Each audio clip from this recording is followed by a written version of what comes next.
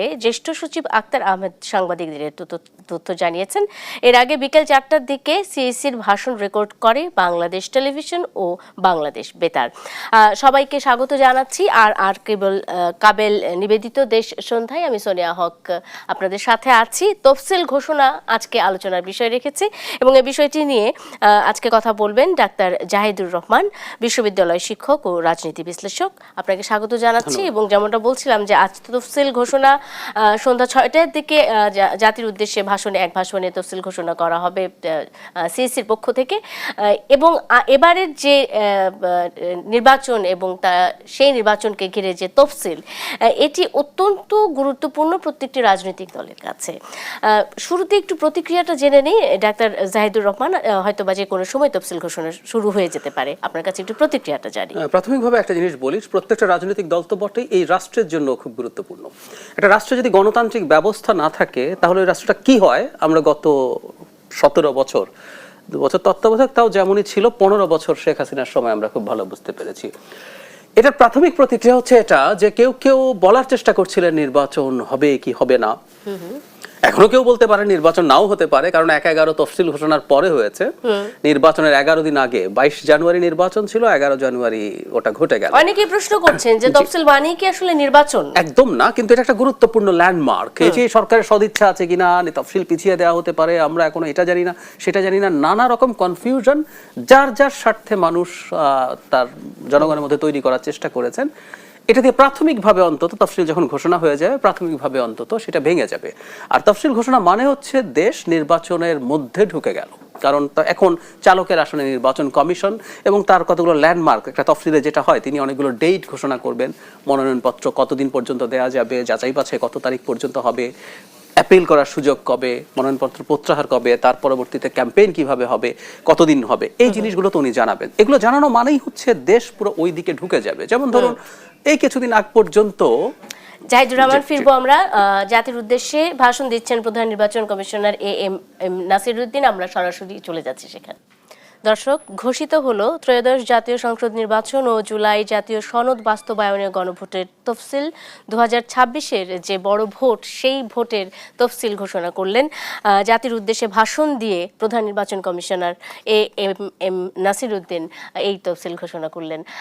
আমার আজকের আর কাবেল দেশ সন্ধ্যায় আমার যিনি অতিথি ডাক্তার জাহিদুর রহমান এখন আমার সাথে যুক্ত আছেন। তিনিও ঘোষিত তফসিল দেখলেন এবং আমরা যতটুকু বলতে পারি আমরা আলোচনায় ফিরতে চাই। ডাক্তার জাহিদুর রহমান, খুব সংক্ষেপে খুব গুছিয়ে তিনি তফসিল ঘোষণা করলেন প্রধান নির্বাচন কমিশনার এবং একটি স্বচ্ছ সুন্দর নির্বাচনের আশ্বাস তিনি সকলকে দিলেন। তফসিল সম্পর্কে বেশ কিছু নতুন বিষয় কিন্তু এবার এসেছে। প্রবাসী ভোটারদের কথা তিনি বলেছেন, নারী ভোটারদের কথা বলেছেন, ভুয়া ভোটার যারা ছিল সে সম্পর্কে তাদের পদক্ষেপের কথা বলেছেন, তাদের প্রস্তুতির কথা বলেছেন। আপনার কাছে একটু ব্যাখ্যা বিশ্লেষণ চাই যে কেমন লাগলো তফসিলের প্রথম অংশ শুনে।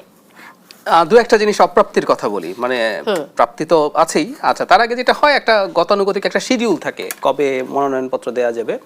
একটা জিনিস আমার ভালো লাগলো, সেটা হচ্ছে তফসিল ঘোষণা করা হয়েছে 60 দিনেরও একটু বেশি, 61-62 দিন হবে। মানে আমাদের আইন অনুযায়ী কমপক্ষে 45 দিন আগে ঘোষণা করতে হয়। ইনফ্যাক্ট আমাদের একটা কমিশন ছিল, নির্বাচন ব্যবস্থা সংস্কার কমিশন, আমি ওই কমিশনের সদস্য ছিলাম। আমাদের কমিশন থেকে আমরা বলেছি এটা অন্তত 60 দিন করা হোক, কারণ এতে যেটা হয়, বিশেষ করে যে অ্যাপিল হয়, এই যে 12 থেকে 18, মানে যেটা হয়, আপনি যখন ঘোষণা করলেন যে এটা আমার চূড়ান্ত তালিকা, আমি ধরলাম আপনাকে বাতিল করছি, আপনি নির্বাচন কমিশনে অ্যাপিল করার আপনার ক্ষমতা আছে। তো ওই সময়টা একটু বাড়ানো, কারণ ওই সময় আপনি অ্যাপিল করবেন, অনেকে আপনি যদি অ্যাপিল আপনার পক্ষে না যায়, কেউ কোর্টে যাওয়ার চেষ্টা করেন সময়টা পাওয়ার জন্য, কারণ এইগুলো সেটেল করে ফেলা ভালো। সো সেইভাবে তারা মোটা দাগে করেছেন, দ্যাটস ফাইন। তারপরও এই উইন্ডোটা আরেকটু বেশি হলে আমার মনে হয় ভালো হতো। শুরুর অংশে গুরুত্বপূর্ণ কিছু কথা বলেছেন, দ্যাটস ফাইন। কিন্তু আমি একটা জিনিস বলি, সেটা হচ্ছে আমাদের এই নির্বাচনে যে চ্যালেঞ্জগুলো আছে, এর মধ্যে একটা চ্যালেঞ্জ তিনি ভালোভাবে এনেছেন, সাইবার, এবং বিশেষ করে আমরা এবার আর্টিফিশিয়াল ইন্টেলিজেন্স নিয়ে, আমাদের এই প্রথমবারের মতো ইতিহাসে আমরা আর্টিফিশিয়াল ইন্টেলিজেন্স নিয়ে কি হতে পারে আমরা এখনো জানি না। এবং নারীদের কথা ফেস করছি, কিন্তু এক্স্যাক্টলি একটা ছোট্ট বিরতি নেই ডাক্তার জাহিদুর রহমান। দর্শক, আর কাবেল নিবেদিত দেশ সন্ধ্যায় একটা বিরতি নিয়ে ফিরছে, এক্ষুনি সঙ্গে থাকুন। বিরতির পর স্বাগত আরেকবার দেখছেন আর কাবেল নিবেদিত দেশ সন্ধ্যা। সোনিয়া হক আপনাদের সাথে আছি। তফসিল ঘোষণা নিয়ে আজকে আলোচনা আলোচনা করছি কারণ তফসিল ঘোষণা হয়ে গেছে ত্রয়োদশ জাতীয় সংসদ নির্বাচনের এবং গণভোটের নির্বাচন। প্রধান নির্বাচন কমিশনার যেমনটা জানিয়েছেন 2026-এর ফেব্রুয়ারি মাসের 12 তারিখ রোজ বৃহস্পতিবার অনুষ্ঠিত হতে যাচ্ছে ত্রয়োদশ জাতীয় সংসদ নির্বাচন। তফসিল নিয়ে আলোচনা করতে চাচ্ছি। চলে যাই ডাক্তার জাহিদুর রহমান, আপনার কাছে বেশ কিছু বিষয় তো ছিল।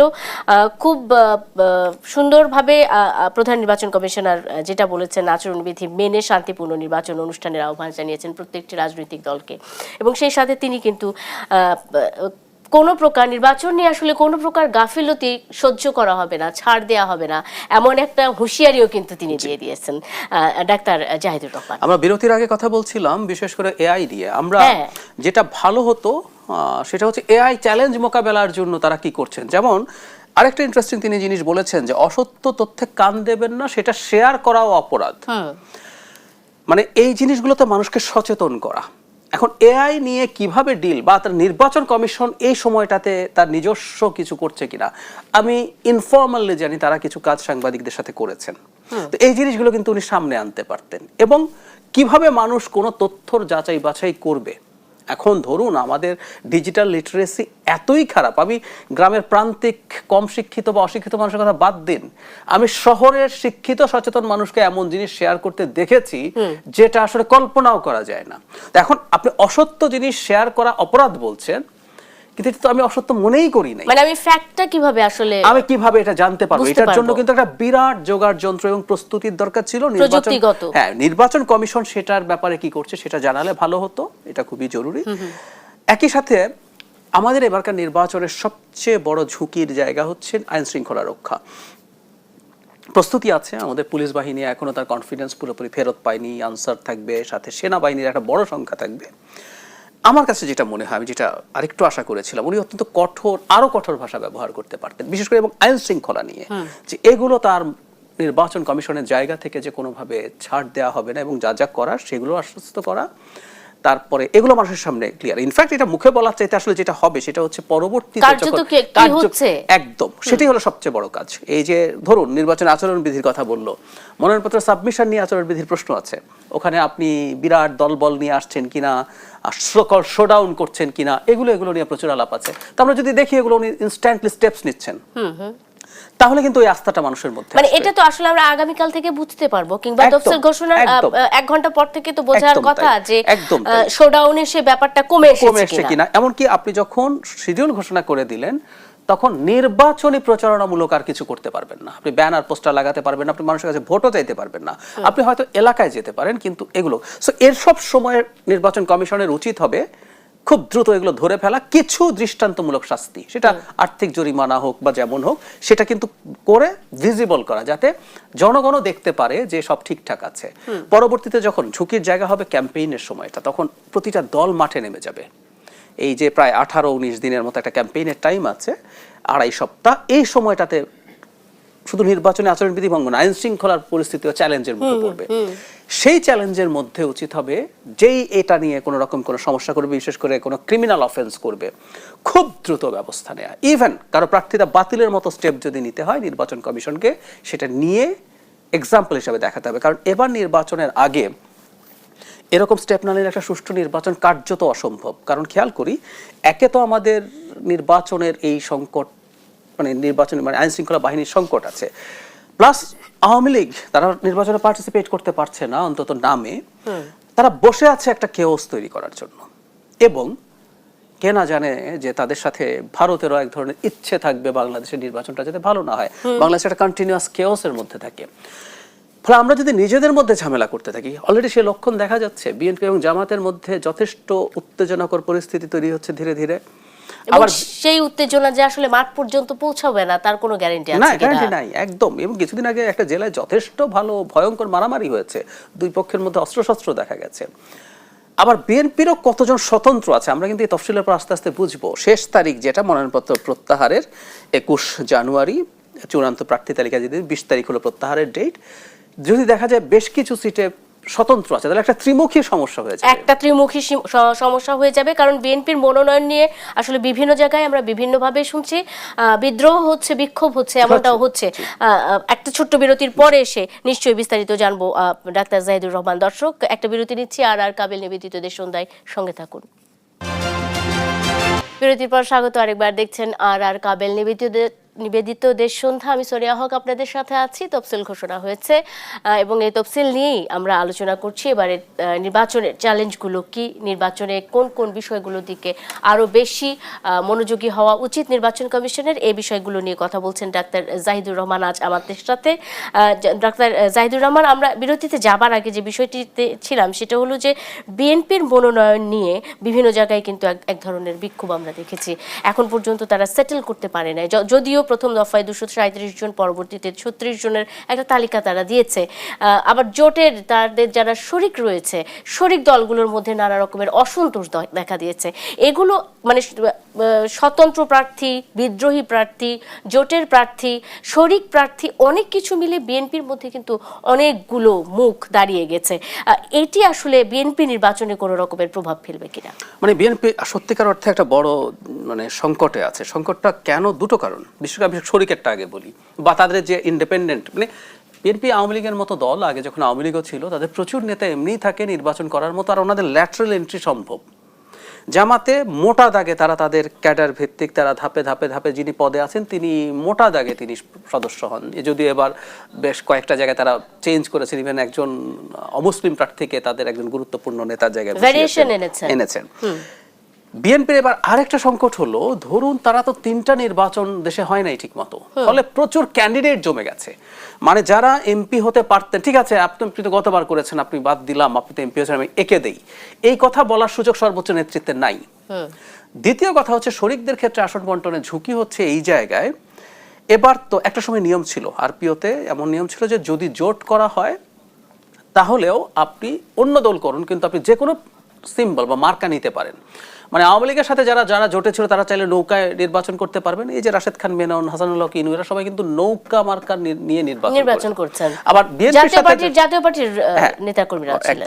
এখন জাতীয় মানে বিএনপির সাথেও যারা জোট করবেন তারা ধানের শীষে নির্বাচন করতে পারতেন আগে, কিন্তু আরপিওতে একটা পরিবর্তনের কারণে এখন তারা সেটা পারছেন না। এখন বিএনপির জন্য ঝুঁকি হচ্ছে, জোটের মানুষদেরকে যদি তারা ছাড় বেশি দেন, ধরলাম যে তারা যত বেশি দেবেন, তাদেরকে কিন্তু তার সিম্বল নিয়ে নির্বাচন করতে হবে। এখন ধরুন একটা মার্কা পরিচিত হওয়া কিন্তু অনেক লম্বা সময়ের ব্যাপার। আপনি মনে করতে পারবেন, আমরা ছোটবেলা থেকে যখন বেড়ে উঠেছি, খেয়াল করবেন আমরা রাজনৈতিক দলগুলো যখন স্লোগান দেয়, ক্যাম্পেইন করে, সে ব্যক্তির কথা খুব বলে না, মার্কাটা কি, ধানের শীষ, মার্কাটা কি, নৌকা, এইটা দেখো, এই মার্কায় সিল মারো কোনটায়।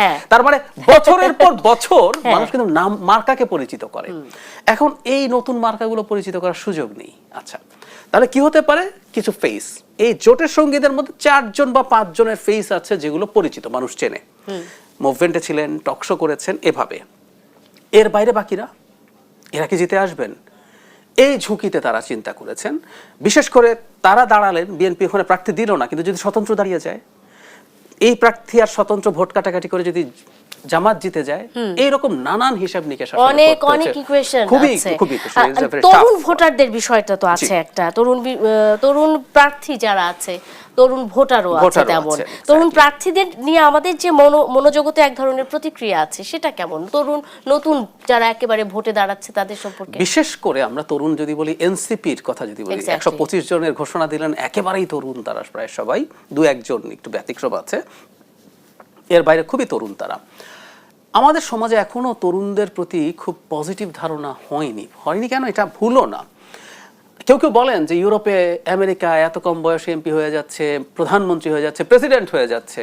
আমরা জাস্টিন ট্রুডোকে নিয়ে দীর্ঘদিন কথা বলেছি, এত কম বয়সে উনি কানাডার প্রধানমন্ত্রী হয়ে গেছেন। ওবামাকে নিয়ে কথা বলেছি, জেসিন্ডা আর্ডার্ন ছিলেন নিউজিল্যান্ডে, 37 ইয়ার্সে উনি এটা হয়ে যাচ্ছেন, এসব বলতাম।